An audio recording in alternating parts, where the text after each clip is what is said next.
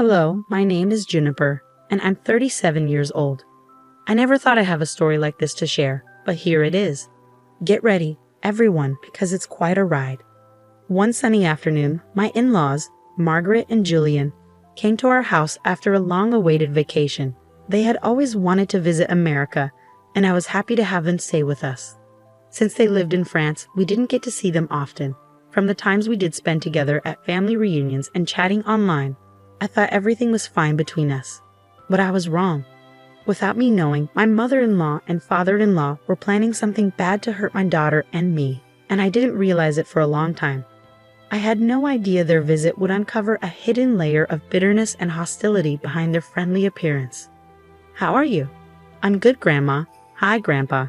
"How was your flight?" "It was tiring." "I'm really exhausted. I need a nap." "Not before you have some refreshments first." "Ah, Juniper, you spoil me." "Hello, Mom." "Hello, Dad. I'm glad to see you're doing well." Yes, my son. We made it. Thank God." "Hey, speak English, you two. We want to be part of the conversation too. This is just your cue to brush up on some French, dear." From this conversation, you'd think we were just a big, happy family. I thought so too. But what happened next will make you rethink those overly nice family members you have. You see, if it wasn't clear before, I'm married into a French family, taking on a new culture and language with my husband, Nicholas. While I hadn't become fluent in French, I knew enough to sense when something was wrong. Margaret and Julian always acted warm and loving when Nicholas was around, hiding their true feelings about me and my daughter, Ashley. I began to see their true colors when my husband went to work. As a housewife, I spent most of my days at home, taking care of our household and family. With my in-laws visiting, I made sure to be home so we could catch up. Ashley had just finished her freshman year of university and was home for the summer, so she and I finally had time to spend with our relatives. I hoped for a joyful and harmonious time together, filled with games, laughter, and truly getting to know each other better. At first, everything seemed fine, but as the days went by, I noticed a strange pattern.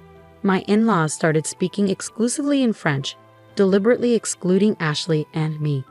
We tried to be polite and didn't say anything out of respect. One day, Ashley asked, "Mom, why are they always talking in French now?" "Oh, sweetheart, it's okay. That's the language they're most comfortable with, so we need to be understanding." "I get that, but it's happening all the time now. I thought we'd get to hang out with them and have a great time together."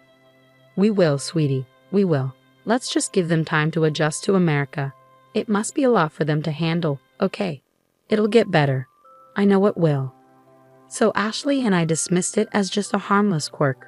But as days turned into weeks and their conversations grew harsh whenever I entered the room, my suspicions deepened. It became clear they were intentionally isolating us, keeping secrets within their private French exchanges. Ashley grew more and more curious about their behavior, feeling hurt because she really wanted to connect with her cool French grandparents, but they were making it very difficult. In an attempt to bring us closer together and bridge the gap that was forming, one day I proposed we play a game. The rules are simple. We'll go around telling each other 2 truths and 1 lie, and the rest of us will guess which one is the lie.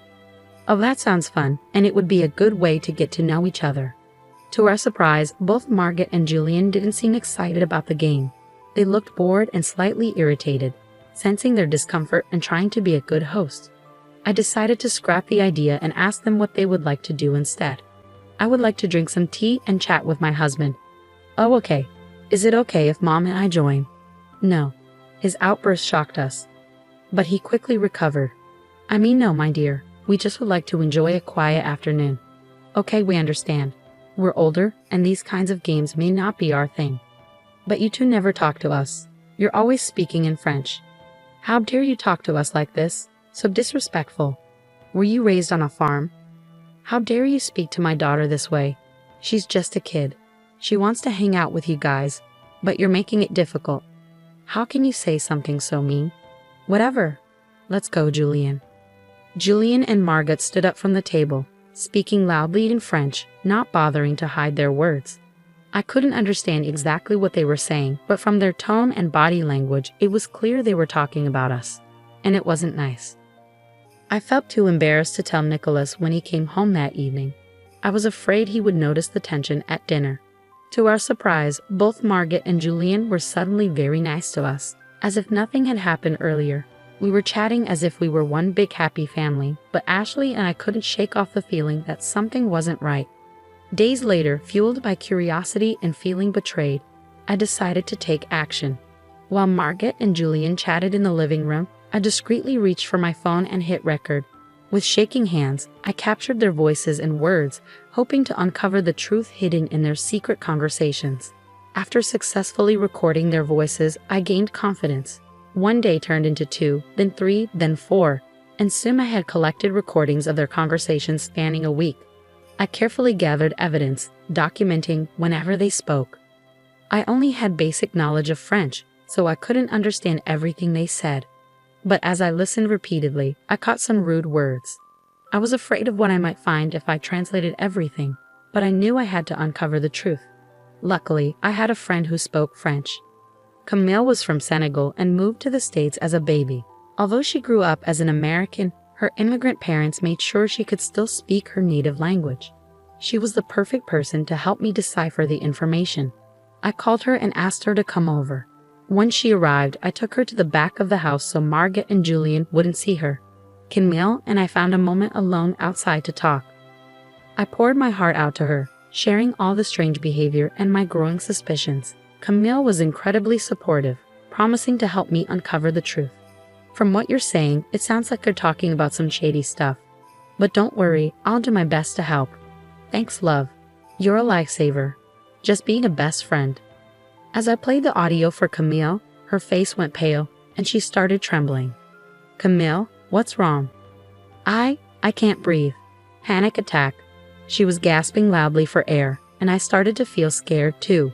I never expected her to be so overwhelmed by what she heard. Fear gripped me as I tried to calm her down, doing my best to provide comfort. I hurried inside to get a glass of water and helped her lie down in the cool shade to calm down. I served her and massaged her skin until her attack subsided. Thankfully, I managed to help her without raising suspicion from Margaret and Julian, who were probably still gossiping inside. Ashley happened to be near her bedroom window and overheard the commotion. Worried, she rushed downstairs to check on us. I explained what happened, telling her that I secretly recorded her grandparents, and it was so disturbing that it caused Camille to have a panic attack. We were both horrified by what we might uncover when Camille was ready to talk. Once she had fully recovered and was safe in my bedroom with Ashley, Camille apologized for her reaction. Don't you dare apologize. You did nothing wrong. What matters is that you're safe now. Julian and Margaret didn't see you. They're outside in the front lawn, so Ashley and I managed to bring you upstairs. You really scared us, Camille, but I'm relieved you're okay. I probably should have warned you about my panic and anxiety attacks, but I wasn't expecting to hear such awful information. Tell us, Camille, what were they saying? Camille took a deep breath and a sip of water before relaying what she heard on the recordings. Juniper, Ashley, there's no easy way to say this. It seems Margaret and Julian want to. They want to sell Ashley on the black market to some really awful people. Both Ashley's and my jaws dropped. We were shocked. What on earth? That's not all. They said they wanted to sell you to Juniper. They plan to fake your deaths in a car accident and make it look like your body's burned up in flames so there's no evidence. They thought they'd make a lot of money from Ashley because she's young. I feel sick. They were so cold and heartless about everything, you guys. Like I didn't care at all that they were going to sell you to such twisted people. That's why I had a panic attack. I'd never heard someone talk so openly about such a terrible crime. You can take a break if you need to, both of you. It's a lot to handle. Why are you crying? Aren't you sick, Mom? Of course I am, but right now, I'm just angry. They threatened to hurt you, Ashley, and for that, I will never forgive them. They said more awful things, but I'll spare us the details, at least for now. Camille, Ashley, and I felt extremely scared and sick. We couldn't believe we'd been living with criminals for a month. I was filled with rage. I wanted to confront them, but Camille stopped me.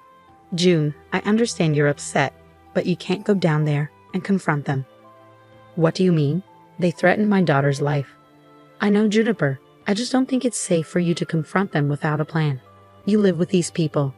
Who knows what they might do if they feel threatened? You're right. We have an advantage because we know their plans. We can't lose that. So what's the plan? We're getting out of here. What? Yes. Pack your essentials and lock your door, just in case. I'll do the same. Camille, help Ashley while I call Nicholas. Okay, we'll be back when we're ready. Once they left the room, I couldn't hold back my tears. I felt so overwhelmed by everything I had heard, but I was relieved to know the truth, even if it was painful. I called Nicholas and told him everything. I explained how his parents had been treating us, the rude outburst towards Ashley, and the recordings with Camille's translations. I'm sure you'll understand what they mean. Camille didn't give all the details, but enough to know we're not safe here. I'm taking Ashley to Camille's house after I finish packing, but I had to tell you everything. I know it's a lot to take in. Yeah, that's a lot. I'm sorry I didn't tell you sooner about the other stuff. I thought I could handle it. I didn't want to upset you. Let me listen to the audio, okay? I'll get back to you. We ended the call, and I continued packing, keeping an eye on the window to see if Margaret and Julian were still outside. When I finished packing, Camille and Ashley returned to my room. Just then, I received a call from Nicholas. He sounded extremely upset. Who wouldn't be after finding out their parents were criminals? He said we needed to leave immediately and that he'd meet us at Camille's place. We quietly got into the car parked in the garage and drove off. Margaret and Julian saw us leaving and called me, but I ignored the phone. Once we arrived at Camille's house, I called the police and directed them to Margaret and Julian's house. 30 minutes later, Nicholas arrived at Camille's place. We hugged and cried for a while Camille updated us on the police raid. The police had arrested Margaret and Julian. Nicholas explained that before coming to Camille's, he had stopped at the police station to give them the evidence I had sent digitally. With the evidence, it was easier for the police to handle the case. Although we weren't there to see it, I'm sure Margaret and Julian were shocked as the police stormed into our home. They were swiftly arrested due to the serious crimes they were accused of. The once proud couple now stood exposed as the criminals they truly were. News of their arrest quickly spread throughout the community, causing shock and disbelief among our acquaintances and neighbors. It was surreal to experience such a dramatic event in our ordinary lives. The revelation of their involvement in human trafficking shocked the town, destroying the image of respectability they had carefully crafted over the years. The legal proceedings were difficult, but the evidence I gathered helped build a strong case against them. Their actions were exposed in court, leaving no doubt about their guilt. The jury, horrified by their crimes, unanimously found them guilty on multiple charges related to human trafficking and conspiracy. As the judge delivered the verdict, there was a sense of relief and satisfaction in the courtroom. Margaret and Julian, once respected by Nicholas, Ashley, and me, now faced the consequences of their actions. They were sentenced to long prison terms and would also face trial in France, where laws regarding such crimes are stricter. This meant we wouldn't see them for a long time, and given their ages, they would likely spend the rest of their lives behind bars. They were considered a serious threat to our family, and their sentences ensured they would be kept away from society. Good riddance. Their arrest and conviction made national news, serving as a warning to others who thought they could commit such crimes without consequences. It was a victory for justice and a reminder that everyone is accountable under the law. While the legal process dealt with their crimes, Ashley, Nicholas, and I focused on healing and rebuilding our lives. The betrayal by Margaret and Julian left lasting scars, especially for Nicholas. But we stood together, supporting each other as we navigated the aftermath of their arrest and worked to overcome the trauma we had endured. Our bond grew stronger through it all. Ashley, how are you feeling these days? You've shown incredible strength through everything, I asked, breaking the heavy silence that filled the room. Ashley took a moment to gather her thoughts before responding, her eyes reflecting a mixture of resilience and vulnerability. Honestly, Mom, some days are still really tough. But overall, I'm feeling better. Therapy has helped a lot, and expressing myself through art has been therapeutic. I still have moments of fear and doubt, but I'm learning to cope with them. Nicholas reached out, gently squeezing Ashley's hand in support. We're so proud of you, Ashley. You've handled this with such courage and grace. Remember, we're always here for you, no matter what. I nodded in agreement, feeling a swell of pride and love for my daughter. Yes, Ashley, we're here to support you every step of the way. We've come a long way, but there's still healing to be done. Let's continue to lean on each other and move forward together. With renewed determination and a shared sense of resilience, we embraced the challenges ahead. knowing that as a family, we could overcome anything. It hasn't been easy, Mom, but I'm making progress. Art has become my safe place, a way to express and let go of the pain. And therapy is helping me see things differently and trust again. We're so proud of you, Ashley. Your strength inspires us every day. We're here for you always. That's right, sweetheart. We're in this together, supporting and lifting each other up as we move forward. We've come a long way, and our future looks brighter. Thank you both. I don't know where I'd be without your love and support. We've faced challenges, but we've grown stronger. Now we have the chance to take back our lives and make a positive difference. Absolutely, my love. We've faced the darkest of times, but we've emerged stronger than ever. We won't let others' actions define us. Together, we'll build a future full of love, happiness, and fulfillment. We're a family, unbreakable. We've proven that.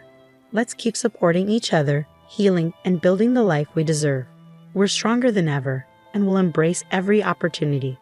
The conversation was filled with a mix of emotions, from past pain to hopeful anticipation.